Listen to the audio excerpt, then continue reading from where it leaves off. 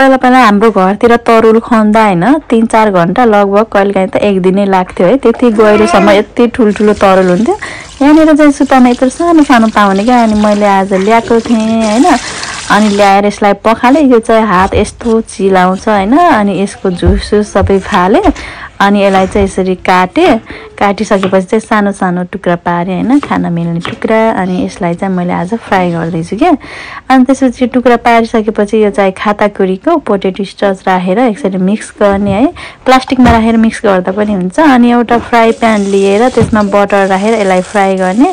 अनि बिस्तारै फ्राई गर्ने हैन, मिडियम हिटमा, नत्र भने पाक्दैन है। अनि यसलाई मैले चाहिँ चलाइ पकाएँ कि, किनकि पाकेन नि त। अनि लास्टमा चाहिँ सोया सस हालेको, एकैछिनमा डढ्यो कि। अनि निकालेँ अनि खाएको त यस्तो मिठो भएको रहेछ है। अनि गाउँमा चाहिँ हामीले उसिनेर खान्थ्यौँ, यसरी फ्राई गरेर खाँदा नि एकदमै मिठो।